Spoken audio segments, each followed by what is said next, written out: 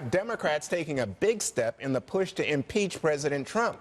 The House Judiciary Committee passing a resolution outlining how impeachment hearings would play out if Democrats decide they want to move forward. The chairman, Jerry Nadler, and the ranking Republican on the committee, they're clashing over the move. With these new procedures, we will begin next week an aggressive series of hearings investigating allegations of corruption, obstruction, and abuse of power against the president. The investigation will go well beyond the four corners of the Mueller report. The Judiciary Committee has become a giant Instagram filter to make you appear that something's happening that's not.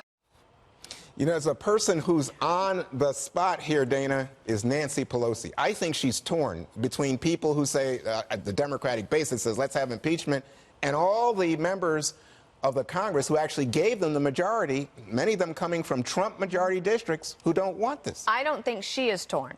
Okay, so she might have a split within her caucus, because I think she knows very well that impeachment is not a good idea, and that's why she's like, okay, fine, go outside and play, everybody. Go outside and play, and then everybody's going to come back for dinner. We're going to vote on the things that matter to the American people, and she'll list them out. I think that there's a parallel universe happening with some Democrats that do want impeachment. I don't think she wants it, and I think she probably thinks, well, there's only X amount of working days between now and the end of the year. They're not going to do impeachment before then. Yep. Jesse, do you think Republicans would be delighted to see Democrats in the House try to do impeachment and say, oh, look at these Democrats, they just got Trump derangement syndrome? No, I don't think so. I don't think anybody wants impeachment. And that's actually what Jerry Nadler said in the late 90s when he said that you should not impeach if it's on partisan lines. You should not do it if the country's not behind you, because it's just going to tear the country apart. And now he's doing the exact same thing because there's a different president with a different letter after his name in the White House. This is like trying to ground your child after the kid's already moved out of the house.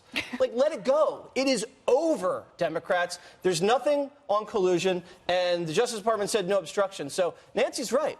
This is only going to hurt people in swing districts, and I can't believe, did I just say Nancy's right? Yeah, you did. One thing, you also called her Nancy. So, Katie, I think the two things are, one, whether or not there's taxpayer dollars going to Trump properties, like he's getting the Army people. Oh, that's what we're about now? That's one of them, and the other one is obstruction.